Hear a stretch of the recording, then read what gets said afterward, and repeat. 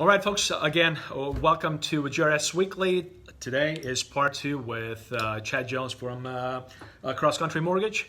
And today we're going to address with you issues with appraisal. First and foremost, we're going to ask Chad, the lender here, as to what is the purpose of the appraisal, why is necessary, and what are some of the issues that we will face if the property value does not quite match the contract that we have. So again, Chad, thank you for stopping by. And I guess the question is, what is the purpose of the appraisal? Yep. First and foremost, again, Dennis, thank you.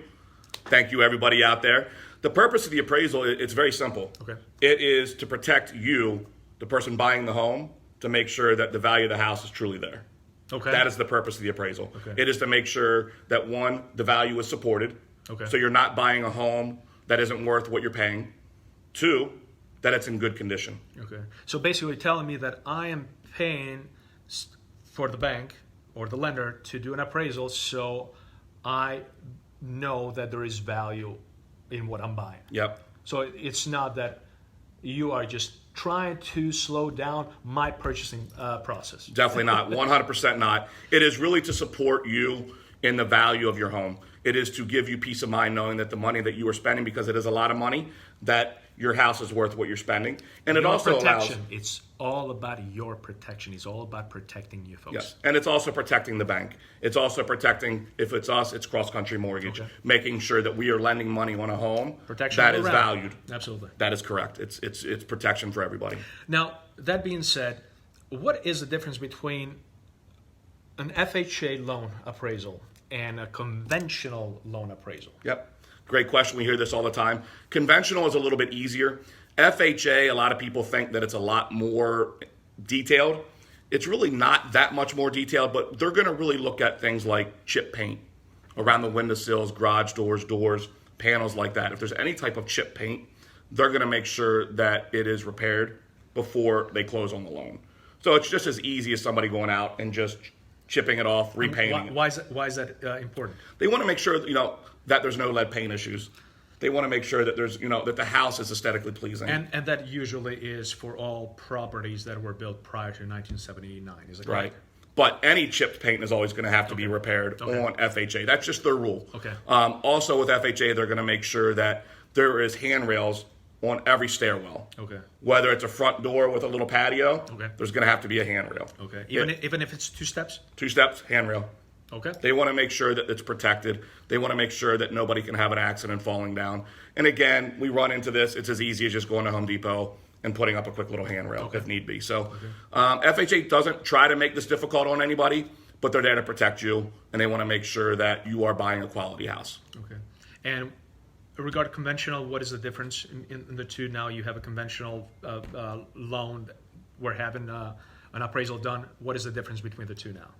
The conventional loan. The actual loan itself? No, I'm talking about the appraisal on a conventional loan. Other than just the chip paint and the handrails, there's really not much difference. Pretty much the same thing. It's pretty much the exact same thing. And does the property have to be in mint condition for the appraiser to pass, I guess, their inspection, or are certain items that need to be addressed not necessarily having to be in ready to move in? Great question. So it doesn't have to be in mint condition, but they're going to make sure that there's no exposed wiring. They're going to make sure that they don't see any hazards. They're going to make sure that if the carpet is all tore apart and stuff like that, they're going to do what they call a caustic cure to make sure that that's repaired. So it's not about the property should not be a death trap, basically. That's what he's saying. That's exactly it. It's common sense stuff. Sure. But it does not have to be in mint condition, because a lot of people will buy a home. Sure. And already have plans to go into that home, and we're going to repair the carpet, we're going to repaint the walls, we're going to redo this. So no, it does not have to be in mint condition. Now, say you have an offer, a contract. We're under contract on a $500,000 home, and the appraiser came in. He ran the numbers, did the comparables, and all of a sudden, the value that he has established the property is $480,000. What happens next? We have a $500,000 contract. The value is $480,000. What happens? Well, there's a couple different scenarios that we can handle here. One, we can go back and try to find out, is this value justified? okay, one, can we support other comps to get the 500? If not, if the client still wants to buy the home, that is up to the client, but the client would have to put the additional $20,000 down, the difference between the 480 and the 500 purchase price, if they want to purchase that home, because it is going to go off the purchase price if the client wants that home. So it does not go on the loan that you are basically looking to finance. It goes with the purchase price, with the contract price. And I think that this is a lot of time the confusion that I get from a lot of clients is saying, listen, I'm financing only 80% because I'm putting 20% down of the purchase price. Why do I have to go by that? But you're telling me that it just goes simply with the offer, with the contract If price. the seller is not going to lower the price. Got you. Correct. If the seller doesn't lower, we got to go off the purchase price. Fantastic. If you want the home. All right. Well, again, thanks to Chad from Cross Country for coming and Thank you. And hopefully we're trying to bring some value to the questions you guys have, some answering some of these questions. And as always, never hesitate to either reach out to Chad or to myself, and with any question you guys have. Again, this is pretty much real estate 101 for a lot of folks. But needless to say, for a lot of you who are looking to move up or retire or whatnot, these are some of the things that that could possibly be like a brush off on the items. Because folks, again, let's face it, the real estate process has changed drastically and continues to change a lot the last 10-15 years.